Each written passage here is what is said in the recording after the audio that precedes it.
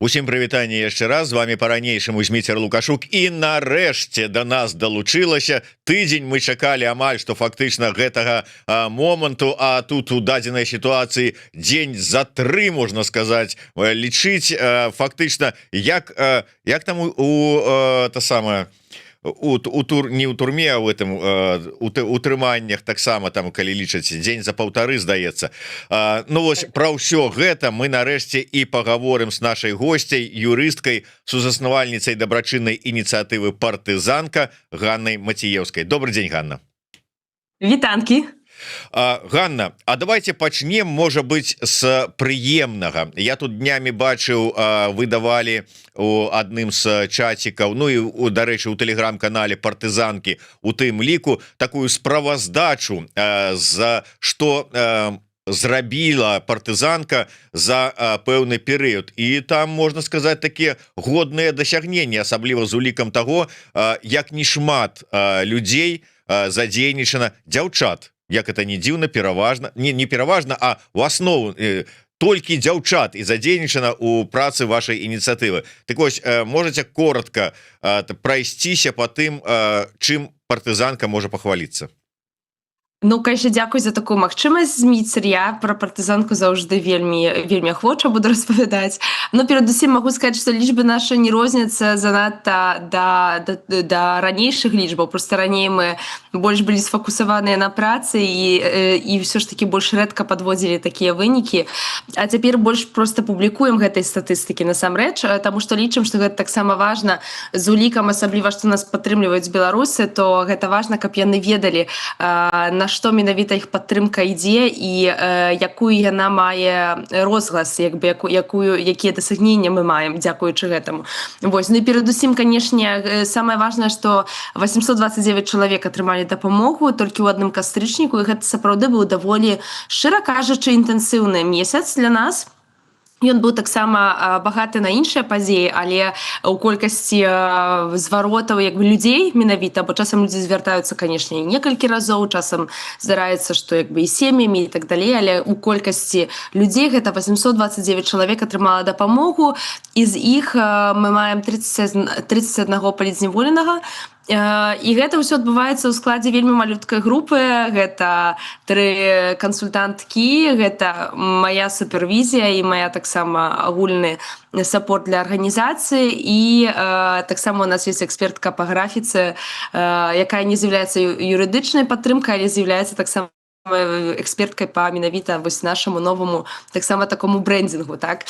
Таму так, і дзякуй за гэтую магчымасць. Мы агулам тое хіба што чым я ганаруся і за што удзячна вельмі усім тым, хто нас падтрымлівае, гэта тое, што нам удаецца, нягледзячы на тое, што мы не маем грантавай падтрымкі, дзякуючы падтрымцы беларусаў, мы маем менавіта такую магчымасць, каб аказваць гэтую дзейнасць, аказваць далей. І як паказаў час, тады, калі вось менавіта грантавыя праграмы былі прыпынены і частка дзейнасці у сектары агулам была прыпыненая, так, то мы, дзякуючы таму, што ўсё ж такі можам існаваць па-за вось менавіта гэтай сістэмай, то мы не прыпынілі гэтую працу. Мне здаецца, што ў гэтым 25-м годзе, калі вось, ну, неякі ўжо так я пачынаю падводзіць вынікі 25-го года, то мне здаецца, што гэта было супер важна, што менавіта каманда працягвала працу тады, калі іншыя, напрыклад, калегі з сектару не маглі яе аказваць праз тое, што спрынялася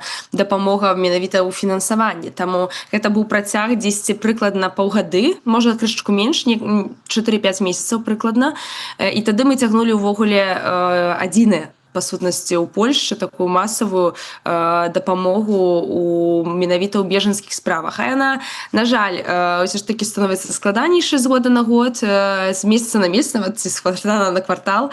Таму дзякуй усім тым беларусам, хто нас падтрымлівае. Для нас гэта важна, для нас гэта таксама менавіта магчымасць развіцця на будучыню. І, як вы бачыце, штат у нас вельмі маленькі, але эфектыўнасць, я лічу, што вельмі высокая. Таму вось гэтым я яшчэ больш ганаруся, таму што эфектыўны менеджмент, насамрэч, без усякіх раздутых месцаў, штатаў і так далей, насамрэч дазваляе рабіць карысную справу невялічкай падтрымкай беларусаў.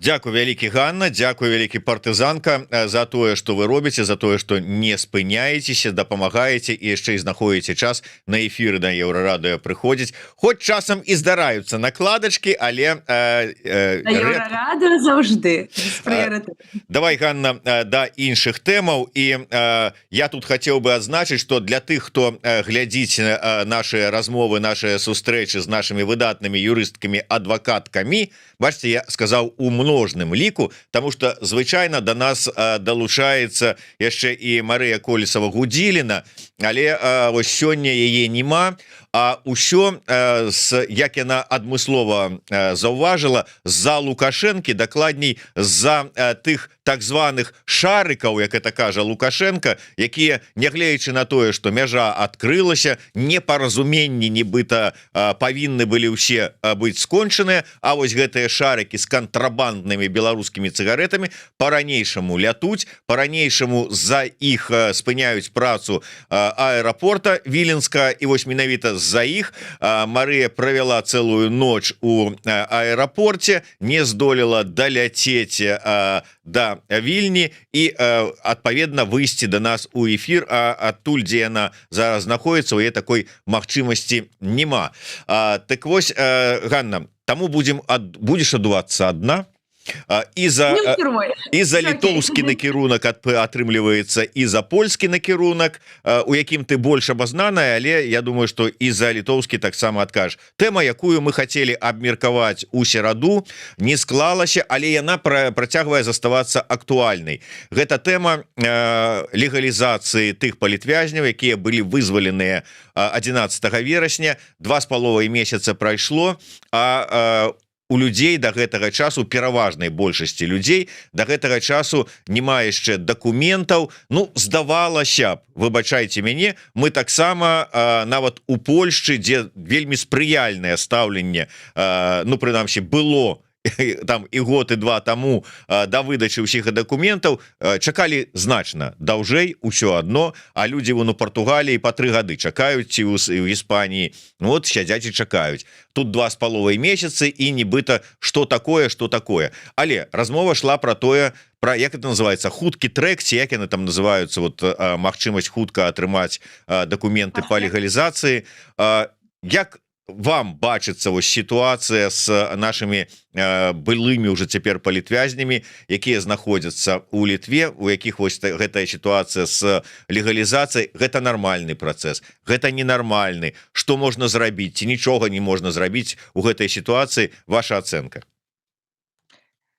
Ну, не была б я юрыстам, калі б не дала на самом пачатку дысклеймер, што мне здаецца, трэба перш за ўсё пытаць з тых, хто абяцаў гэты хуткі трэк. І што пад гэтым разумелася, якія былі менавіта узгодненні з літоўскім бокам, так? Такая цагліна добрая у офіс, у бок, калі не офіса, то прынамсі юрыдычнага аддзела, які там вот казаў пра тое, што такія варыянты магчымыя. Я не ведаю, насамрэч, што казаў. Я кажу, як ёсць, што калі хтосьці абяцаў, трэба... І мне здаецца, не насамрэч, справядлівасці радзе. Зміцер не толькі з боку палітыкаў былі таксама нейкія абяцанні, мне здаецца, таксама з боку некаторых праваабарончых арганізацый, але магу памыляцца, каб не казаць. Скажу, трэба пытацца перадусім тых, хто гэта абяцаў. Гэта першае. Але калі вы пытаецеся мяне пра меркаванне на гэты конт, насамрэч, на вашым сайце ёсць ужо нават публікацыя на гэта конт, это Віцеса Юрконіса з Freedom House, і як бы я пагаджаюся з тым, што 2,5 месяцы агулам гэта добры тэрмін. То бок я ў гэтым не бачу чагосьці надзвычайнага. Бо, магчыма, праблема ў тым, чаго людзі, якія былі чаканні ў людзей, і на базе чаго гэтыя чаканні паўсталі, так? Калі абяцанні нейкія сапраўды былі, то пытанне ад каго і якія былі абяцанні. Наконт іншых тэрмінаў гэта адно, але калі гэтых абяцанняў па сутнасці не было базы для гэтых абяцанняў, так, толькі, ведаеце, я тое, што бачу, гэта не зларадства.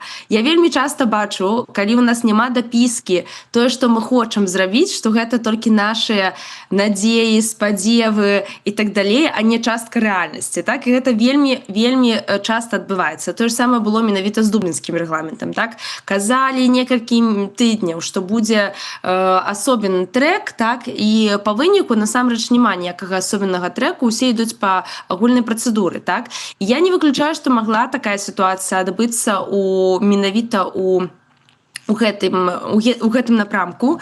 З еўрапейскіх рамак 2,5 месяца гэта невялікі трэк, з таго, што невялікі час, з таго, што мне вядома, то там была асобная калейка зарганізавана, і гэта супер, таму што гэта перадусім, ну, для людзей, якія толькі што вызваліліся, гэта больш гуманітарныя умовы, з таго, што як бы мне вядома. Там былі таксама, нагадаю, толькі замінкі з аплатай, напрыклад, і літоўскі бок таксама не рабіў з гэтага нейкай праблемы, хаця замінка была менавіта па старане нашай праваабарончай арганізацыі, менавіта Байсолу, там памятаеце, што не былі зроблены адпаведна аплаты, там ужо, каб не ўлазіць у дэталі, так. Ну і як бы 2,5 месяцы гэта невялікі час на ВНЖ, з таго, што мне вядома, у Ліцве гэта, маю надзею, што не памыляюся, на гуманітарны ВНЖ гэта 10-3-4 месяцы павінна прайсці. Ну і я просто хачу яшчэ дабавіць, што, канешне, у сітуацыях, калі ў чалавека няма падарожнага дакументу, маю на ўвазе пашпарт, так, то гэта можа, асабліва ў гэтых кейсах, гэта можа паскладняць сітуацыю, таму што, ну, гэта асобенныя працэдуры. Усё ж такі і Літва, тым не менш, гэта зразумела, больш-меншая страна, яна будзе заўжды больш флексібільна. У Польшчы гэта зусім іншыя тэрміны. І тут адысцё ад агульнай працэдуры, гэта, канешне, ну, такое... Я нават, шчыра кажучы, Зміцер, я баюся сабе ўявіць сітуацыю, якой бы вываз адбываўся бы у Польшчу, і калі б у людзей не было бы асабліва падарожнага дакумента. Таму што літоўцы пашлі шмат чым на сустрэчу, таму што калі людзі ўязджаюць на тэрыторыю Еўразвязу, так, ім камендант можа выдаць візу, гэтыя правілы ёсць таксама ў Польшчы, і гэта было выдадзена, але калі ў людзей няма пашпарту, то як бы нармальнай працэдурай з'яўляецца адразу афармляць людзей на ўцікацтва. Літва гэтага не зрабіла, зайшла, як бы, зрабіла даволі хуткае выключэнне з правілаў. Таму, як бы, я тут бачу, насамрэч, проста таксама пра гэта трэба распавядаць, каб людзі ўжо разумелі, што, як бы, нейкія льготы ўжо адбыліся з літоўскага боку па ініцыятыве самого ж літоўскага боку, судзя па ўсяму, таму што сярод беларусаў неяк гэта не пушыцца, не прамуецца. Таму я лічу, што хіба што гэта ініцыятыва была літоўскага боку, асабліва спосаб прыёму людзей дакументальны на граніцы, гэта 100% рашэнне літоўскага боку. Калі б цяпер, напрыклад, вывозілі б людзей, напрыклад, да Польшчы, калі сабе уявіць такую сітуацыю, ну то я, напрыклад, маю сумневы, па-першае, ці далі бы ім магчымасць уехаць у краіну, у каго няма пашпарту, без складання заявы в міжнароднай ахове, таму што гэта, як гэта казаць, ну, гэта база, так, як бы перакрочванне мяжы. І Польшча вялікая краіна, каб рабіць выключэнне. То бок гэта пазначае, што трэба тады адпаведна, каб людзі разумелі, якія льготы, правесці 6, 8, 10, а можа і больш гадзінаў, бо трэба дачакацца прысяжнага перавыкладчыка, які прыедзе на граніцу, так. Другая рэч, гэта у нас у Польшчы, ну, магчыма, што тут было б нейкае выключэнне, але агулам ёсць такія нормы, якія кажуць, што калі іншаземец прыязджае без пашпарту, складае заяву аб міжнароднай ахове, то гэта рызыка лагера зачыненага тыпу. Тут я спадзяюся, што, магчыма, былі б нейкія там выключэнні, таму што, прынамсі, яны ёсць у праве, і выключэнне можна прымяніць. Але гэта пазначае, што, ну, да гэтага насамрэч ставіцца суперсур'ёзна. Ну і трэцяя рэч, у нас цяпер у Польшчы вялікая праблема з атрыманнем падарожнага дакументу для тых, хто проста яго страціў. Ну, давайце казаць шчыра, усе мы людзі можам, не ведаю, заставіць торбу ў трамваі, можам дзесьці быць на вечарыне, пасля якой, на жаль, дакументаў не кажацца, так? І сапраўды мы бачым цяпер новую тэндэнцыю, гэта масавыя адказы беларусам. Прынамсі, мы дзесьці ўжо маем прыкладна плюс-менш 15 такіх кейсаў за кароткі прамежак часу, дзе людзі складаюць заяву, кажуць, што, ну, я страціў дакумент, а ў Польшчы ты не можаш атрымаць даведку ў паліцыі, калі ты страціў дакумент, а не тады, калі ў цябе яго выкралі, так? І адказ польскага боку прыкладна такі. Мы лічым вашыя паказанні, як гэта па-беларуску, што яны не маюць для нас весу, што патэнцыйна вы можаце скруціць, умоўна кажучы, бо як жа гэта магчыма, каб чалавек, які мае адзіны свой дакумент, мог яго страціць, умоўна кажучы, што ён яго не пільнаваў, так? І на гэтым кропка. Ну і беларусы сапраўды абураныя гэтай сітуацыяй. Хтосьці абураны тым, што мы раім, я раю. У нас тут аднолькавая лінія і ў арганізацыі ў мяне, што трэба абскарджваць такія рашэнні. Ну і да чаго я веду? Ну вось цяпер уявіце, што ў нас ёсць такія палітвязні. Ну і як бы і я не выключаю тут чыноўнічаскага боку у тым, што трэба будзе абскарджваць гэтае рашэнне, каб вытлумачыць, а как же так, што чалавека няма менавіта гэтага пашпарту. То бок як бы я не буду здзіўлена, таму што ў вялікіх краінах адхіленне ад стандартнага трэку гэта заўжды праблематычна. Вось. Таму мне здаецца, што трэба інфармаваць проста людзей аб тым, што гэтыя тэрміны яны нармальныя ў Еўропе. Магчыма, працаваць на будучыню, каб яны былі, напрыклад, дзесьці, магчыма, нейкія спрашчэнні, але трэба таксама разумець, што цяпер такі час, што мне здаецца ні ў адной, ні ў другой краіне складана рабіць нейкія вялікія спрашчэнні. Польшча завалена заявамі аб уцікацтве, так? Тут нават тэрміны заварозілі, так? То бок у Польшчы, напрыклад, на такія на гуманітарныя ваянжы яны не могуць падавацца, таму што іх няма гуманітарных польскіх віз. Але калі б яны мелі такія візы, ну то гэта тэрмін у лепшым выпадку паўгады, а нават з патэнцыялам да года ці паўтара ў залежнасці ад ваяводства, так? Уцякацтва цяпер гэта крышачку паскорылася, але агулам гэта трэба лічыць дзесьці на 11 месяцаў плюс-менш, магчыма, часам у 10, але ну, карацей, каля году, так, уцякацтва. То бок тэрміны зусім іншыя. І лічыць на тое, што будзе у сённяшніх умовах са складанай геапалітыкай, дзе ўсе вельмі, як сказаць, чулыя на розныя рэчы, вельмі складана. Таму, мне здаецца, тут трэба і з беларускага боку, каб была адпаведная інфармацыя аб тым, што з'яўляецца нашай фантазіяй і жаданнем, а што з'яўляецца рэальнымі дамоўленасцямі, гэта раз. А другое таксама, што некаторыя рэчы, вось як чаканне 2,5 месяцы, гэта нармальна. І 3, таксама паінфармаванне, калі камусьці трэба з'ехаць, бо разумееш, што часам людзям трэба дзесьці з'язджаць, як гэта можна зрабіць у цякучым статусе. Ганна, ну, па-першае, я хацеў бы звярнуцца да нашых слухачоў і гледачоў, якія чамусьці по-свойму прачыталі загаловак, які даў наш СММшчык да менавіта YouTube трансляцыі. Загаловак гучыць так: выхад новай групы палітвязняў, што трэба зрабіць ужо сёння.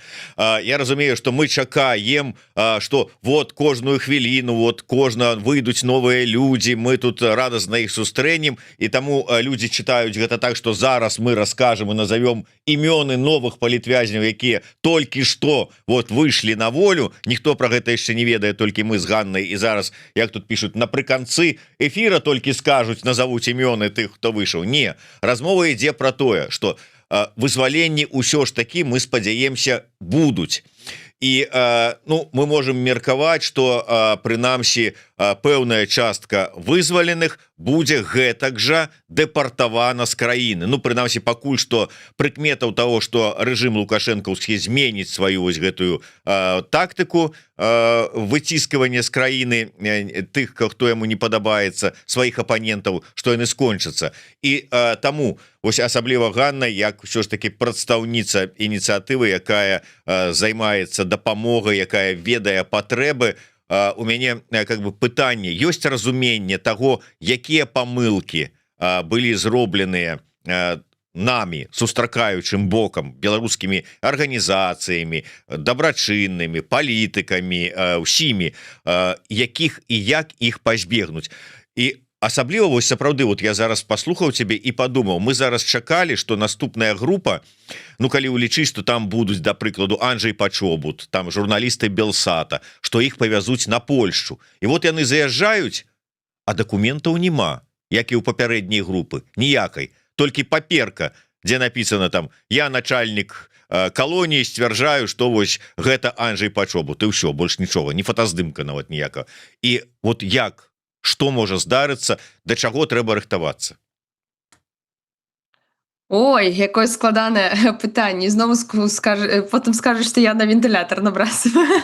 Ну, я думаю, перадусім, ці памылкі былі, работа над памылкамі была зроблена. Трэба пытацца тых, хто адказны за гэты трэк, так? Бо гэта, ну, справядлівасці радзе. Што тычыцца нас, Мы, канешне, збіраем інфармацыю і ну, як бы асведамляем так тыя групы, якія могуць мець уплыў і так далей. Таму калі штосьці рэкамендаваць, ну мне здаецца, я памятаю, у нас калісьці быў эфір, дзе таксама да мяне тапка прылецела, як не да прадстаўніцы сектара ці нешта такога. Я думаю, што перадусім трэба быць адчыненымі на шмат рэкамендацый і меркаванняў, бо мне здаецца, тут ніхто не з'еў усе розумы, каб мець ідэальную сістэму. Я не чакаю, шчыра кажучы, ідэальнай сістэмы, але лічу, што мы павінны імкнуцца да такога сцэнара. Два, мне здаецца, што трэба каардынаваць высілкі. Ні ў каго, напрыклад, мы асабліва вельмі адчынены, калі ёсць пытанне, у якім ёсць кансалідацыя, і кансалідацыя, магчыма, яна можа дапамагчы, каб вырашыць пытанне, мы заўжды за гэта. Не гледзячы на тое, ці нам хтосьці не ведаў, падабаецца прыватна, не падабаецца. Калі гэта вырашае пытанне чалавека, ну, у нас такая палітыка, з нас карона не ўпадзе, так? Ну, толькі да, ну, зразумела, да рэжымных арганізацый мы не будзем звяртацца, гэта апрыоры, так? Вось, але, як бы, кансалідацыя патрэбна. Ну, вось, напрыклад, глядзіце, адкуль палітыкам ведаць, напрыклад, пра апошнія замінкі, звязаныя менавіта з дакументамі, так? Адкуль, напрыклад, арганізацыі, якія лякуюцца у Літве, будзе вядома, напрыклад, пра вось гэты менавіта новы аспект, які з'явіўся менавіта ў польскім міграцыйным заканадаўстве. Альбо адкуль арганізацыі, якія займаюцца палітвязнямі, але якія не займаюцца юрыдычным трэкам, адкуль ім гэта будзе вядома. То бок тут зразумела, што тут трэба высілкі менавіта аб'ядноўваць, таму што інакш на гэтым будуць страдаць людзі. Гэта абсалютна точна, я гэта ўжо заяўляла шмат разоў. Вось. А дзе будзе, мы вельмі спадзяемся, што будзе вызваленне. Я думаю, што нават сённяшніх рук можа не хапаць, калі вызваленне будзе даволі масавым. Хоць вы бачыце, ну, лічбы, якія я сёння агучыла на пачатку, так, але, ну, вам скажу шчыра, калі справа тычыцца палітзняволеных, так, то гэта эквівалент хіба што дзесятка людзей са звыклымі запросамі, так, таму што у палітзняволеных нашмат, па-першае, большыя патрэбы, па-другое, там ёсць патрэбнасць таксама крыху іншага падыходу ў сэнсе камунікацыі. Яна зазвычай патрабуе больш часу, і гэта нармалёва. Мы да гэтага гатовы. Мы таксама перафармавалі нейкія свае сістэмы ўнутраныя, палітыку ўнутраную таксама у дачыненні да палітзняволеных. Таксама пашырылі магчымасць, каб больш думаць у выпадку палітзняволеных, больш фокусавацца, як людзей пакіраваць дзесьці, бо мы разумеем, што, напрыклад, чалавек, які прыйдзе да нас з юрыдычнай дапамогай, ён можа мець патрэбу у, напрыклад, аплаце памяшкання, так? І мы стараемся таксама, каб нават калі мы самі не можам зачыніць гэтую патрэбу, бо гэта, ну, не ёсць наш фокус, у нас таксама няма фінансавых сродкаў на гэта, каб адпаведна не заставіць чалавека самого сам на сам з гэтай праблемай, так? А каб менавіта ён ведаў, альбо мы самі нават часам арганізоўваем гэта праз партнераў, каб такая дапамога была арганізавана. І за гэта, канешне, вялікі дзякуй усім тым, хто таксама ўключаецца ў гэты працэсы і таксама дапамагае вось менавіта зрабіць гэтую дапамогу комплекснай. Але агулам, ну, мне, ну, грошы таксама патрэбныя. Ну, што тут казаць, Сміцер, як ёсць. І грошы патрэбны, кстати, вось тут є адзіная рэч, з якой, можа, я не пагаджаюся ў агульнай палітыцы. Я лічу, што грошы патрэбныя не толькі на медычную, напрыклад, дапамогу, ці там на з'ём жытла. Грошы таксама ўжо часам патрэбныя на юрыдычную дапамогу. Таму што, каб зрабіць добра справу, трэба працаваць альбо з самага пачатку, альбо, прынамсі, ад першага негатыўнага рашэння. І гэта павінна быць індывідуальная прапрацоўка, калі, напрыклад, мы кажам пра дублінскі рэгламент. Бо калі людзі працуюць на шаблонах з НДА, я разумею, што гэтыя шаблоны, гэта умоўна, ну, там, з маленькімі зменамі у імя і прозвішча, але яны ўсе аднолькавыя, ну, як і рашэнне органу. Таму што, ну, няма бюджэта у НДА, каб абслугоўваць людзей суперіндывідуальна, па 20 лістоў пісаць ім абскарджванні і так далей. Гэта пазначае ў практыцы, што людзі ціряюць інстанцыю. І шмат хто насамрэч потым мне выказвае, што вельмі шкадавалі, што з самага пачатку не пачалі працаваць індывідуальна. Таму я лічу, што у міжнародным гуманітарным фондзе і таксама ў праваабарончых арганізацый павінен быць таксама бюджэт менавіта на юрыдычную дапамогу. Але мушу канстатаваць, Зміцер, што апошнія паўгады мы не грантавая арганізацыя, таму у нас тут няма ніякага шкурнага інтарэсу, як гэта кажуць, але мушу канстатаваць, што апошнія паўгады, на жаль, нема у донараў фокуса на праваабарону, і ён супер змяншаецца. І нам зразумела, што нашыя калегі са СМІ патрабуюць гэтай дапамогі, гэта абсалютна зразумела, і зразумела, што бюджэты таксама нашмат вялікшыя найчасцей у СМІ, ніж у праваабароны, але гэта вызывае заклапочанасць таго, што мы назіраем у сектары, таму прынамсі для палітзняволеных гэтыя рэчы трэба забяспечыць. Таму, карыстаючыся таксама тут нагодай, хачу гэта падкрэсліць, бо потым проста складана выйгрываць справы на этапе судовым, так, бо ў суда адпаведна пытанне, чаго ж вы ад самага пачатку не прыклалі гэтыя дакументы, якія з'явіліся толькі тады, калі пачаў індывідуальна працаваць юрыст, і так далей. Таму насамрэч, вельмі чакаем. З нашага пункту гледжання мы гатовыя аказаць тую дапамогу, якая будзе патрэбная па максімуму, і ведаю, што калі была такая патрэба, у нас заўжды і знаходзіліся і внеурочныя часы, і тое, што можам, заўжды даем. Таму мы адчыненыя для кожнай кааперацыі ў гэтым трэку, асабліва ў гэтым трэку. Таким вось чынам я падтрымліваю Ганну, і калі у вас ёсць магчымасць, то калі ласка падтрымайце партызанку, ці іншыя якія арганізацыі, якія займаюцца, праваабарончыя арганізацыі, якія займаюцца падтрымкай і дапамогай нашым палітвязням, а можа не толькі палітвязням, часам здараецца, што і беларусы, добрыя беларусы трапляюць у цяжкую сітуацыю, складаную сітуацыю, як фінансава, так і юрыдычную. Таму дапамога патрэбная нашым праваабаронцам, каб яны іх суправаджалі ад самага пачатку, як кажа Ганна. Дарэчы, Ганна, вось Максім піша: дык ёсць жа юрысты у НАУ і офіса. Яны што, не працуюць у гэтым накірунку? Маецца на ўвазе ўсё тое, пра што мы зараз з вами гаварылі.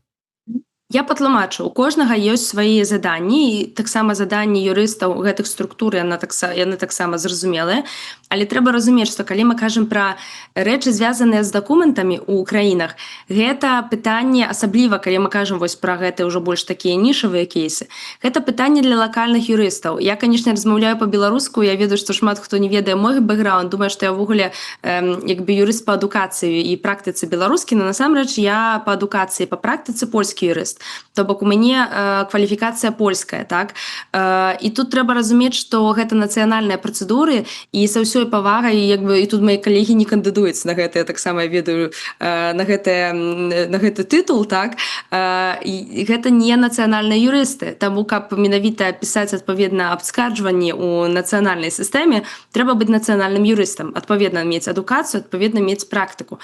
Таму калегі працуюць па іншых трэках. Я думаю, што шмат разоў распавядалі, над чым канкрэтна, так? Я думаю, што можна гэтую таксама інфармацыю, калі хтосьці не ведае, знайсці на старонках і офіса, і НАУ. Але гэта іншыя рэчы, так? Яны могуць часам, напрыклад, дакласці нейкія сведчанні, і гэта таксама супер, бо я потым, як нацыянальны юрыст, я гэта ўсё складаю адну папку, так, і на гэтым базую сваю менавіта таксама абскарджванне. Таму ў гэтым ёсць уклад, але ў гэтым няма вырашэння. І гэта нармалёва. Тут не можа быць ніякай прэтэнзіі да нашых калег, хіба што гэтыя структуры пачнуць, напрыклад, працаўладковаць нацыянальных юрыстаў для гэтых цэляў. Тады можна казаць сапраўды, што тады можа быць вашае пытанне сапраўды засаднае. Але пакуль там працуюць выключна юрысты беларускай юрысдыкцыі. Таму яны, адпаведна, не могуць працаваць з літоўскім міграцыйным заканадаўствам і польскім міграцыйным заканадаўствам. Пытанне акурат у тэмы пашпартоў, але баліць беларусам, таму мы з вами, дарэчы, і з Вольгай Дабравольскай, і з іншымі юрыстамі гэтую тэму абмяркоўвалі, але на па-ранейшаму застаецца актуальным. Ці ёсць надзея вырашыць пытанне з праязным дакументам замежніка, каб не адзін у год, а хаця б на 3 гады выдавалі, і трэба было мяняць? Я што скажу, мне здаецца, што цяпер, напэўна, мы гэта падсвечваем на кожнай сустрэчы міграцыі, і добра, што беларусы таксама пра гэта пішуць, я іх абсалютна разумею, гэта не ёсць добрая як бы гэта казаць, ну вось не ёсць так, што добра склаліся рэчы, аб тым, што у нас сапраўды трэба доўга чакаць, потым на год выдаецца дакумент, потым зноўку чакаць, каб атрымаць новы дакумент. Я разумею тут і фрустрацыю людзей, і перадусім, што цікава, польскі бок таксама разумее, што для яго таксама гэта не заўжды выгадна, умоўна кажучы, каб пашпарты дзейнічалі так коротка. Але мы бачым, што цяпер. Цяпер было супер шмат змен міграцыйных у Польшчы. Менавіта увялася новая электронная сістэма. Ужо адмянілі магчымасць менавіта вось рэзервацыі такіх слотаў. Таму пасрэднікі ўжо не змогуць прадаваць гэтыя як бы паслугі, назовём гэта так, хаця яны вельмі дыскусійна, ці гэта паслугі, ці гэта добра, не буду каментаваць. Anyway, цяпер гэта будзе складацца менавіта у папяровай форме. Вось, шмат таксама зменаў, якія тычацца грамадзян Украіны. У нас сапраўды вельмі шмат зменаў, іх ужо ўвялі. Таму які мой спадзёў? Я не хачу даваць гаранты, там ці абяцанкі, застаўце гэта палітыкам. Гэта толькі маё дзесьці аналіз рэчаў, што цяпер, мне здаецца, ёсць шанец, што другая хваля, другі падыход менавіта павінен быць ужо сканцэнтраваны на беларусах. Бо нам заўжды казалі на кожнай сустрэчы справядлівасці радзе, што ў першую чаргу павінны вырашыць пытанне ўкраінцаў, бо іх вельмі шмат. І гэта рэзонная як бы аргументацыя.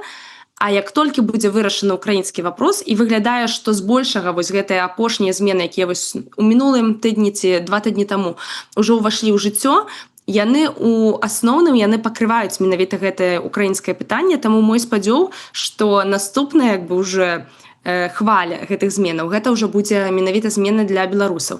Так яны спазняюцца, таму што нам іх абяцалі, і тут можа дзесьці абараніў нашых палітыкаў, бо я ведаеце, я і пахваліць магу, і абараніць магу, і як говорится, тапкам надаваць. Тут сапраўды нам абяцалі на гэтых сустрэчах больш ранейшыя тэрміны, і тут сапраўды пацверджваю, што польскі бок даваў такую інфармацыю, але ну вось ёсць затрымкі, але затрымкі гэта не ёсць нічога новага у польскай практыцы. Тут затрымкі заўжды, тут і працяг справаў заўжды. Таму польскі бок, ён вельмі добры для беларусаў у плане стаўлення, але мае сваю як бы другую старонку медалю менавіта ў бюракратыі і такім павольным падыходзе. Ну і, канешне, шмат справаў іх цяпер і палітычна, дынамічна, таму вось ёсць як ёсць. Але маю надзею, што неяк я дала, можа, вам таксама добрыя надзеі. Напэўна, гэта добры момант, каб падбіваць наступную сустрэчу працоўную для вось у межах працоўнай групы, таму добра, што вы таксама пра гэта нагадваеце. Ну і я, можа быць, праз вось гэтую твою цытату про тое, што трэба інфармаваць беларусаў, ну найперш тых, хто вызваляецца, тых жа палітвязняў, ну пра рэальную стан рэчаў, што ім чакаць ад легалізацыі, прычым тлумачыць, што якая легалізацыя, якія рэальныя чаканні нават пры іх статусе і пры стаўленні добрым краіны. У Літве адрозніваюцца чым ад Польшчы ці там яшчэ ў якую-небудзь краіну. Ось, ну будем чакаць, што па-першае дакументы ўсё ж таки выдадуць і што яны змогуць з гэтымі дакументамі ўсё ж таки як там ці в абыход, ці не в абыход, ці як там дублінскага рэгламента, ну пераехаць у тыя краіны, куды яны хацелі б, што ім прынцыпе, ну как бы таксама давалі надзею, што іх будзе такая магчымасць. Вы уже выказываліся на досыць скептычна мінулы раз наконт вот магчымасці абыхода дублінскага рэгламента падчас наших мінулых эфіраў. Таму пакуль пачакаем, паглядзім, як будуць развівацца падзеі, крытыкаваць будзем пазней, наступныя сустрэчы. Подожди, Дміцер, я не крытычна ставілася да гэтай ідэі, я крытычна ставілася да таго, як гэта камунікуецца. Я кажу шчыра, сёння не мальгот. Ці іх нерэальна выбіць у будучыні, гэта іншае пытанне. І тут, напрыклад, я больш аптымістычна, як бы мне здаецца, што камень воду точыць, як гэта кажуць, так? Альбо прынамсі, на што я спадзяваюся. Вось дайце зрабіць самарэкламу, так? У мяне 7 выйграных справаў дублінскіх. 7.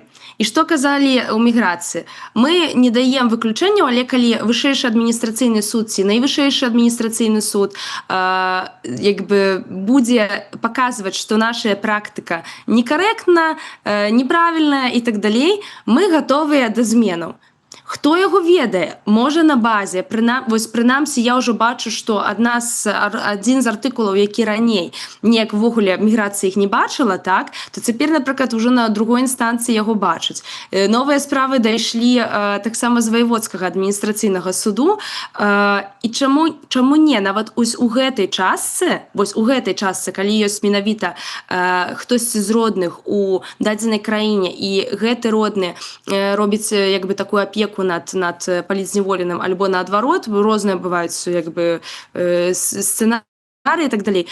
Я ў гэтым выпадку, гэта асобны артыкул дублінскага рэгламента, пра які амаль што ніхто не кажа, але практыкі пра яго ведаюць, павінны ведаць прынамсі, то тут я бачу змену на, ну прынамсі у мяне няма ніводнай праігранай справы, другая інстанцыя гэта замесла, і то бок ёсць працэнт справаў, які я бачу, што на будучыню можа быць вырашана. Шкада толькі, што ён вырашаецца правапрымяняльнай практыкай. Ну, то бок гэта мне трэба сесці, трэба абскарджваць, гэта стрэс, гэта як бы павінна фінансавацца і так далей. То бок замест таго, каб дамовіцца на палітычным узроўні, што як бы каб не ангажаваць гэтыя высілкі часу, энергіі, грошаў і так далей, каб менавіта ўжо на старце былі дамоўленасці. Таму я лічу, што тут прынамсі справа правіняльнай практыкай, што тут павінна быць усё добра. Ну, прынамсі, я ўжо прыкладаюся гэтае рашэнне на будучыя рашэнні, кажу, ну, як бы у вас не можа быць разыходжання, таму што ўжо ёсць пазітыўнае рашэнне, то бок гэта павінна ўжо працаваць.